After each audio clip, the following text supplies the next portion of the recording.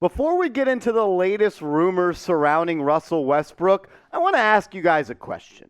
Predict the future for me. Will Russell Westbrook be on the Lakers to start this season? Type Y for yes, type N for no. Let me know what you think down in the comments.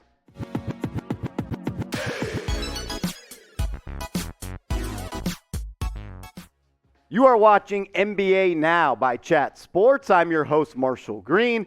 We're going to touch on the latest Russell Westbrook trade rumors on today's show as they started to heat up over the weekend. Jeannie Buss said some things, but the latest stuff is saying that the San Antonio Spurs are still open to the idea of trading for the former MVP. LJ Ellis of Spurs Talk, he had this to say. He said, At one point in time, the Spurs were in talks with the Los Angeles Lakers to absorb Russell Westbrook's contract. In that scenario, San Antonio was to be compensated with multiple draft picks. Currently, a source close to the Spurs says the two teams are no longer engaged in active talks due to the Lakers preferring offers by both the Pacers and the Jazz. According to a Western Conference scout, the Lakers are telling teams that they will take a wait-and-see approach to trading Westbrook as training camp approaches. If the Lakers decide to trade Westbrook at some point down the line,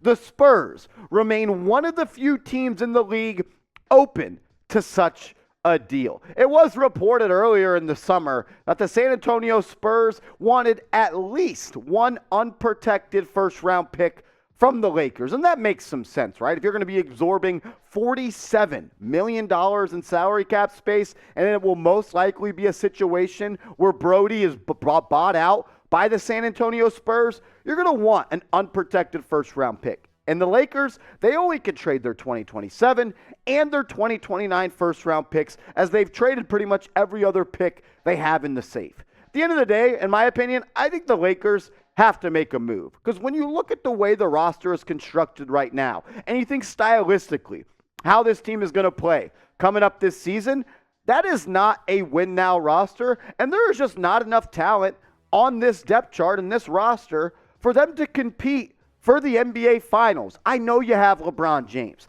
I know you have Anthony Davis. But when it's a debate about who's your best third player, and it's between Russell Westbrook, Austin Reeves, Patrick Beverley, and Lonnie Walker, that's a problem. And it's not a good problem to have. You did everything you could to go out and sign LeBron James. And then you traded every asset you had in the farm to go trade for Anthony Davis. Now it's time to invest in your investments. Put good players and serviceable players around LeBron James and Anthony Davis so you can win titles right now. Because the window of opportunity to be a competitive team in the NBA for the Lakers, the window is now, and it's not that long. LeBron is entering year 22. Anthony Davis, he may only be just under 30 years old, but he has a body of a player that looks like he's in his 17th season in the NBA. The time is now for the Lakers to make a move so you can compete in the 2022 NBA season for a title. Because at the end of the day, in Hollywood for the Lakers, it's title or bust. And this roster right now is looking like a bust of a roster. But what about a trade idea between the Lakers and the San Antonio Spurs?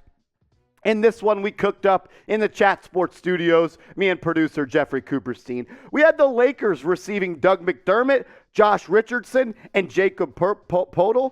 And the Spurs would receive Russell Westbrook and a 2027 first-round pick that would be unprotected. Those were the rumors of that's what the Spurs wanted, but they would be giving up young players. And Jakob Poeltl, a 3-and-D guy in Josh Richardson, and a sharpshooter in Doug McDermott. But there's a lot of reasons I think both sides would be open to this type of trade. I'll give you 5 reasons why the Lakers and the Spurs would do this trade in a second, but I want all the real ones right now to sound off in the comment section.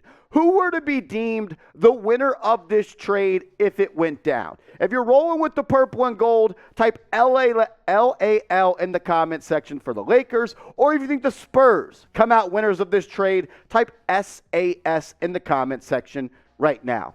And if a trade involving Russell Westbrook goes down before the NBA season, we for sure will be breaking it down here on Chat Sports NBA Now. So go down right now, hit that big red button. We're going to continue to do videos, multiple videos, every single week on the latest NBA news and NBA rumors. So if you're looking for a one-stop shop on YouTube for all your NBA wants and needs when it comes to content, we're your guys. Go down right now and hit that big red button. Let's first go over the 5 reasons I think this trade makes sense for the Los Angeles Lakers. And the number one being it's addition by subtraction. Getting rid of Russell Westbrook and adding the players that you would add in this deal make you a better basketball team. And it's not just because you get better players, but you get off of Russell Westbrook, who's, let's be honest, past the prime of his career. Is he still a guy that can produce highlights every night? Yeah. Is he a guy that I would want to go see play in person? No doubt about it. But is he a winning basketball player at this point in his career?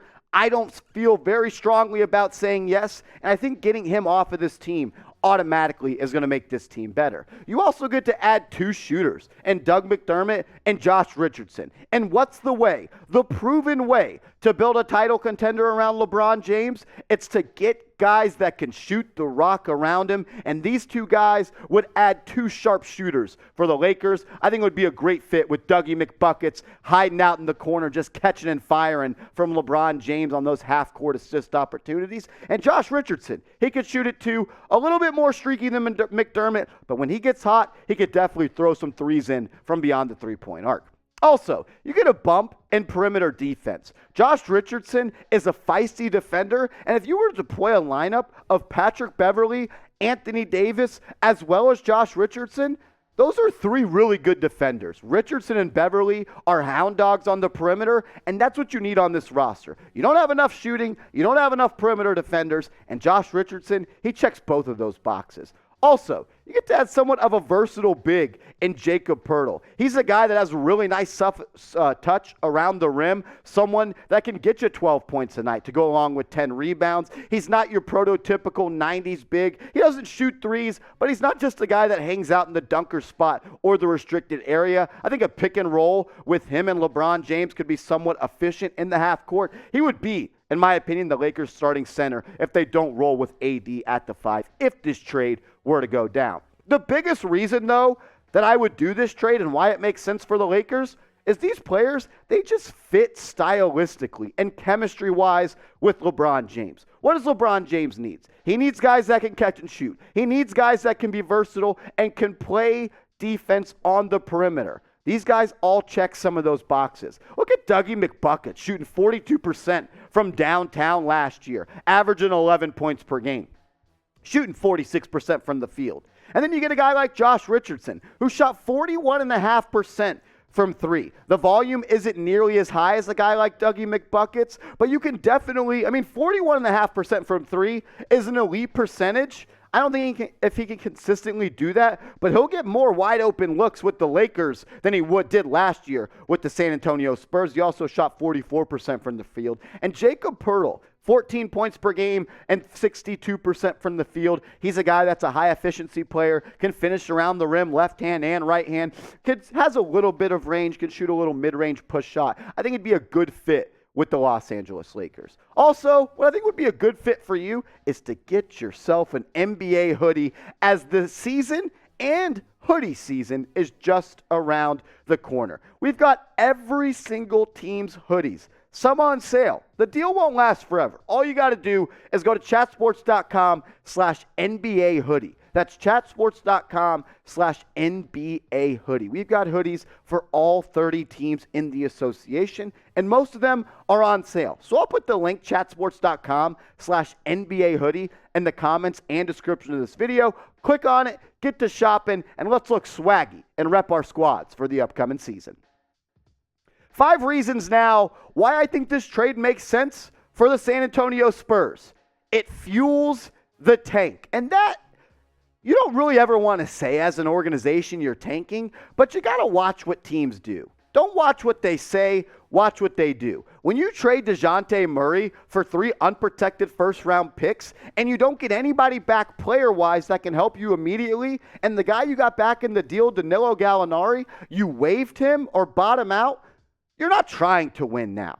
And getting rid of guys like Josh Richardson, Doug McDermott, and Poeltl, that would fuel the tank, and it would give you an opportunity to play some young guys that we'll talk about in a second. Also, $47 million of expiring deals. You add all those three guys up that you're trading in Poeltl and Richardson and Doug McBuckets, and you get off of their money a year earlier. So the Spurs, they have a lot of draft picks after that Murray trade, and then you get $47 million of salary cap relief and Russell Westbrook. That's a great way to hit a hard reset button on a rebuild. Picks and a lot of cap space, that's the blueprint to getting back to relevant in the NBA. And you get to add future first-round picks or a first-round pick. And that 2027 LA Lakers pick that's unprotected is deemed by a lot of personnel people in the NBA as one of the most valuable trade chips in the NBA. Because when you get to 27, LeBron James and AD, they're probably not going to be wearing the purple and gold that late into their careers. Also, more minutes for your younger players. There's no reason at this point for the Spurs to be giving minutes to veterans like Doug McDermott or Josh Richardson. That's the last thing you want to do in a rebuild, is take away minutes from young guys and give them to players that are already established players and aren't really cemented in your rebuild future plans. And that's not McDermott, and that's not Josh Richardson. And it's a developmental year for the San Antonio Spurs. Once you traded DeJounte Murray, you folded on trying to compete in the Western Conference. It is all about the future for the San Antonio Spurs. If you get to add a first-round pick, you get off of $47 million by the season's end. That is a good deal for the Spurs. You're not trading any blue chips and Poeltl and Richardson and Doug McDermott. Makes a lot of sense for both sides, in my opinion. And the Lakers, they got to get better. And this is what their potential top 10 players on their roster could look like if a trade like this happened. You got Beverly and Schroeder as your two guards, Josh Richardson and Kendrick Nunn, Lonnie Walker, Austin Reeves, Dougie McBuckets, LeBron, James, Anthony Davis, and Jakob Poeltl. I don't know if this team's a team that could compete for the Larry O.B., but it's damn sure better than the team you had yesterday if a trade were to happen when Russell Westbrook was arguably your third best player. I think that team would make the playoffs. I think they could compete in the Western Conference. At the end of the day, it's going to fall on the shoulders of how great can LeBron James and Anthony Davis be this year. That's what's going to determine the fate of the Lakers. But I'll ask you the question before we bounce on out of here. Grade the Lakers roster, the current roster they have right now. Not if this trade happened, but how it stands today. Grade the Lakers roster A, B, C, D, or F. Also, give me a follow over on Twitter at @MarshallGreen_. I'm trying to get more NBA fans on Twitter to follow, and I'll follow you back. Everybody that follows me from this video, follow for follow. Just send me a DM or mention me saying, yo, Marsh, I came from the NBA Now video on Chat Sports.